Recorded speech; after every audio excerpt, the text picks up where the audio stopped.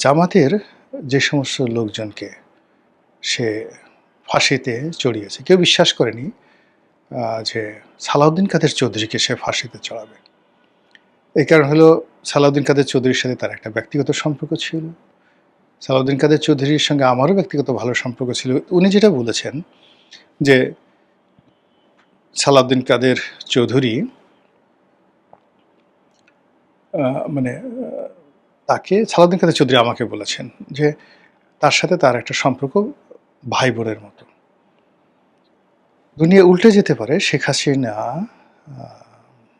কখনো তার এই ভাইকে সে অস্বীকার করতে পারে না। এবং আমি সালাউদ্দিন কাদের চৌধুরীর অফিসে এটা সম্ভবত সেই ৯১-৯২ সনের দিকে তার একটা সাক্ষাৎকার নিয়েছিলাম। আমি তো নতুন ব্যবসা শুরু করেছি, আবার পার্ট টাইম সংবাদপত্র চাকরি করি। তখন তিনি এই কথাটা বলেছিলেন।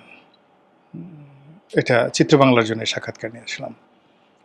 তো সেই বিরাট সেই সাক্ষাৎকার, তো তিনি সেখানে ইন ডিটেলস বলেছিলেন আমার কাছে যে তার সাথে জামাতের কী সম্পর্ক, বেগম জিয়ার কী সম্পর্ক, তার সাথে শেখ হাসিনার কী সম্পর্ক। এবং তিনি বলেছিলেন যে শেখ হাসিনাকে গালাগালি করা, তারপরে তার বিরুদ্ধে বলা, এটা আমার রাজনীতির একটা অংশ, এটা শেখ হাসিনা জানেন, খুব ভালো করে জানেন। কিন্তু এর বাইরে আমাদের একটা অসাধারণ একটা পারিবারিক সম্পর্ক আছে। আমি তাকে বোন হিসেবে ডাকি এবং সেও আমাকে তুই তুই করে ডাকে।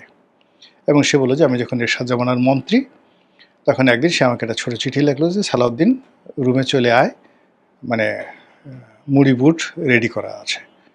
তো গিয়ে দেখলাম যে সেই রুমে গেছি, ১০-১২ জন আওয়ামী লীগের এমপি, সবাই মিলে সেই মুড়ি বুট একসাথে বসে খেলাম, গল্প করলাম, অনেকক্ষণ হই হুল্লোড়।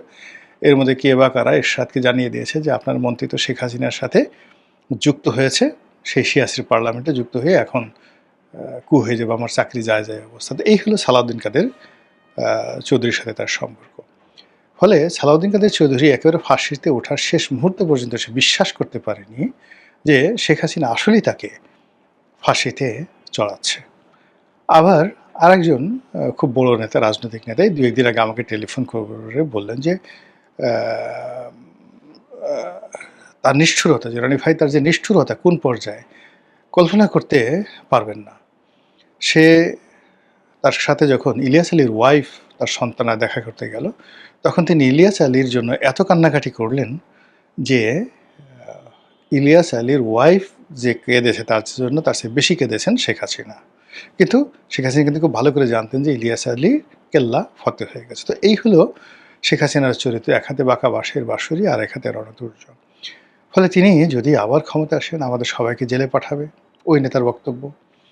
এরপরে তার ছাত্রলীগ যুবলীগ আমাদের ঘরের মা বোনদের ইজ্জত লুট করবে, আমাদের ঘরের সব কিছু লুটপাট করে নিয়ে যাবে। এটা চলতে দেওয়া যায় না, এটা হতে পারে না রনি ভাই, এটা হবে না বাংলাদেশে। ৫ কোটি মানুষ, ৬ কোটি মানুষ এই ভয়ের মধ্যে সে একেবারে খালি হাতে শেখ হাসিনাকে, যাকে বলা হয়, বরণ করে নেবে এবং শেখ হাসিনার অত্যাচারের কাছে নিজের আত্মসমর্পণ করবে। এটা হবে না, সে আসতে পারবে না।